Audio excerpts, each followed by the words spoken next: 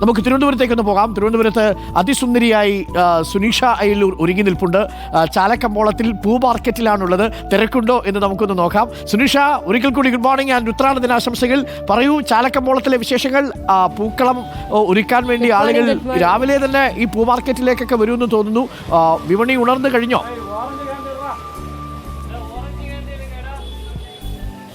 അരുൺ, ചാല market നേരത്തെ തന്നെ ഉണർന്നു കഴിഞ്ഞു എന്ന് വേണം പറയാം. ഞങ്ങൾ 6 മണിക്ക് വരുമ്പോൾ തന്നെ നല്ല തിരക്കാണ്. ഞങ്ങളും ഉത്രാടപ്പാച്ചിലിൻ്റെ ഭാഗമായതുകൊണ്ട് ഞങ്ങളും അവരുടെ കൂടെ ഉത്രാടപ്പാച്ചിലിൻ്റെ ഭാഗമായി ഇങ്ങനെ പോവുകയാണ്.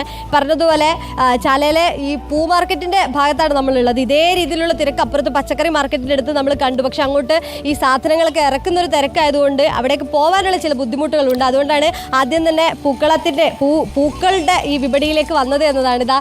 എല്ലാം ഈ പെട്ടെന്ന് തീർന്നു പോവുകയാണെന്നാണ് എനിക്ക് തോന്നുന്നത്. കാരണം ഞങ്ങൾ വരുമ്പോൾ തന്നെ ഇവിടെയൊക്കെ നിറഞ്ഞു നിൽക്കുകയായിരുന്നു. പക്ഷേ ഇപ്പോൾ തീർന്നു കഴിഞ്ഞു. അത്രത്തോളം ആളുകൾ പെട്ടെന്ന് തന്നെ ഇവിടേക്ക് എത്തിക്കൊണ്ടിരിക്കുന്നു എന്നതാണ് ഈ ഉത്രാടത്തിന് വലിയൊരു പൂക്കളമൊക്കെ ഇടുന്നൊരു കാര്യമാണല്ലോ. കാരണം അത്തം മുതൽ ഇതുവരെ നോക്കിയാൽ ഉത്രാട ദിനത്തിലാണ് ഏറ്റവും വലിയ പൂക്കളമൊക്കെ ഒരുക്കുക. അതുകൊണ്ട് എല്ലാ പൂക്കളും വാങ്ങാനായിട്ടൊക്കെ നല്ല റേറ്റൊക്കെ ഉണ്ട്. ഉത്രാട പാച്ചിൽ കഴിയുമ്പോഴേക്കും അല്പം ക്ഷീണിക്കുക എന്നുള്ളതൊക്കെ സംശയമുണ്ട്. കാരണം ഈ റോസിനൊക്കെ 250 കിലോനുണ്ടെന്നാണ് പറയുന്നത്. നല്ല തിരക്കാണ്. കാരണം നേരത്തെ ഉള്ളതുപോലെയല്ല, ഇപ്പോൾ കൂടുതൽ തിരക്ക് കൂടിയിട്ടുണ്ട്. അതുപോലെ തന്നെ എത്തുന്ന സാധനങ്ങളുടെ കാര്യത്തിലും കുറവുണ്ട്. അതുകൊണ്ട് വിലയൊക്കെ കുറച്ച് കൂടിയിട്ടുണ്ട് എന്നുള്ളതാണ്. ഏതായാലും ഉത്രാടപ്പാച്ചിൽ തിരക്കാണ് ചാല മാർക്കറ്റിൽ എന്ന് വേണം പറയാൻ. കാരണം ഈ പോകുന്ന വഴിയിലൊക്കെ ഇപ്പോൾ കുറച്ച് കുറഞ്ഞതാണ്. ഇവിടെയൊക്കെ ആളുകൾ എത്തുന്നു, വരുന്നു, ചോദിക്കുന്നു എന്നുള്ളതാണ്. കാരണം രാവിലെ ഇന്ന് ഉത്രാടമായിട്ട് ആളുകളൊക്കെ എത്തിയിട്ടുണ്ട്. ചേട്ടാ, ഉത്രാടപ്പാച്ചിലാണോ?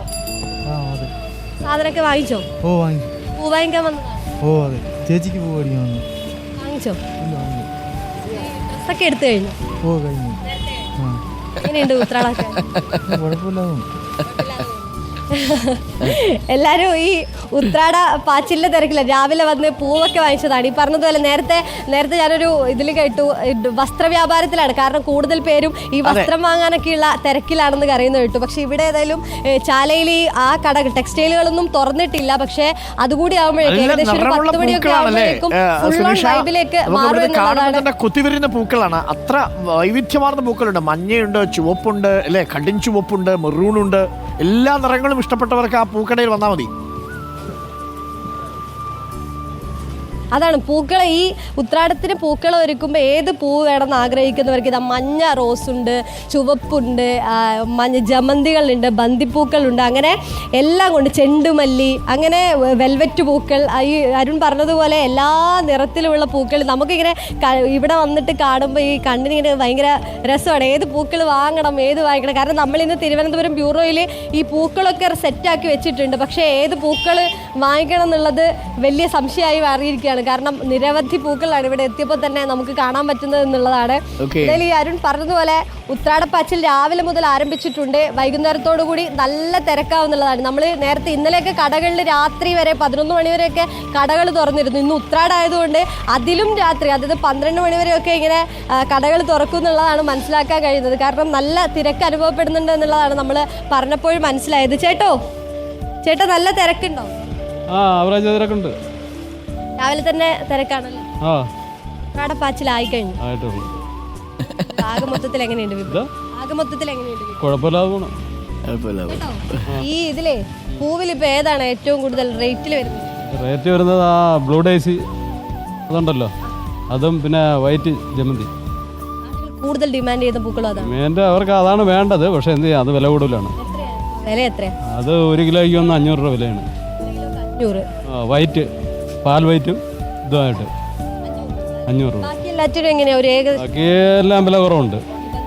ബന്ദിപ്പൂവിന് 1 കിലോയ്ക്ക് 100 രൂപ, ഓറഞ്ച് ബന്ദി 150, ഇങ്ങനെയാണ്. വെള്ള പാൽ വെള്ള, അത് രണ്ടുമാണ് വില കൂടുതൽ. കൂട്ടത്തിൽ നീലയ്ക്കും പാൽവെള്ളയ്ക്കുമാണ് നല്ല ഡിമാൻഡ് എന്നുള്ളതാണ്. കാരണം 500ഉം 250 കടന്നിട്ടുണ്ട് എന്നുള്ളതാണ്. അരുൺ, ഇതായി ചാല മാർക്കറ്റിലാണ് നമ്മളിവിടെ വരുമ്പോൾ പൂക്കളൊക്കെ ഇറക്കുന്നൊരു തിരക്കിലേക്കാണ് എല്ലാവരും. നമ്മൾ രാവിലെ മുതൽ തന്നെ ഈ വലിയ തോവാളയിൽ നിന്നൊക്കെയുള്ള പൂക്കളുമായിട്ട് 8-9 മണിയാകുമ്പോഴേക്കും പിന്നെ അവിടെ കാലുകുത്താൻ പറ്റാത്ത രീതിയിൽ തിരക്കായിരിക്കും ചാലയിൽ. ഉറപ്പായിട്ടും ഇവരും അതാ പറയുന്നത്. അതായത് ഇതൊരു തിരക്കേ അല്ല, ഒരു 7 മണി 8 മണിയൊക്കെ കഴിയുമ്പോഴേക്കും ആളുകൾ നല്ല തിരക്കിലേക്ക് മാറുന്നുള്ളതാണ്. അതിനും പ്രധാനപ്പെട്ട ഈ പൂവിൻ്റെ അടുത്തുള്ളത് പോലെയല്ല, അപ്പുറത്ത് പച്ചക്കറി മാർക്കറ്റിൻ്റെ അടുത്തേക്ക് അതിലും കൂടുതൽ തിരക്കായിരുന്നു നമ്മൾ കണ്ടത്. കാരണം ഈ പറയുന്ന പോലെ തിരുവനന്തപുരത്തെ സദ്യ തന്നെ പ്രധാനപ്പെട്ടതാണല്ലോ ഇവർക്ക്. ഈ പല കൂട്ടം കറികൾ ഒപ്പം ചോറ്, സദ്യക്കൊപ്പം കോഴിക്കാലും ചിക്കൻ കറിയൊക്കെ വേണമല്ലോ. ഞങ്ങൾ തിരുവനന്തപുരത്തെ പാവപ്പെട്ട ഒരു വെജ് കഴിക്കുന്ന മനുഷ്യര്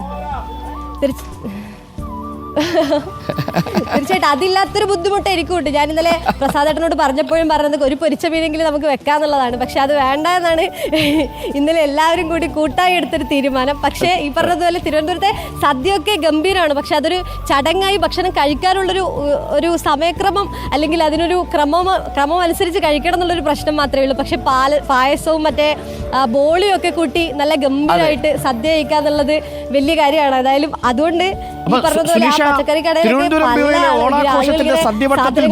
തിരക്കിലാണ്. കൊച്ചി നമ്മുടെ ഹെഡ്ക്വാർട്ടേഴ്സിന്റെ വക സ്പോൺസർ ചെയ്തിരിക്കുന്നു കേട്ടോ. അപ്പോൾ ആവശ്യത്തിന് ബോളിയൊക്കെ വാങ്ങി നല്ലപോലെ ഗംഭീരമായിട്ട് സദ്യയൊക്കെ ഉണ്ടുക. അപ്പോൾ ഞാൻ തിരിച്ചു വരാം സുനീഷ. നമുക്ക് പച്ചക്കറി മാർക്കറ്റിലെ വിശേഷങ്ങളും പ്രേക്ഷകരുമായിട്ട് പങ്കൊക്കെ വയ്ക്കാം. അപ്പോൾ ഞാനൊന്ന് മറ്റ് സ്ഥലങ്ങളിലേക്ക് കൂടി ഒന്ന് പോയി വരാം.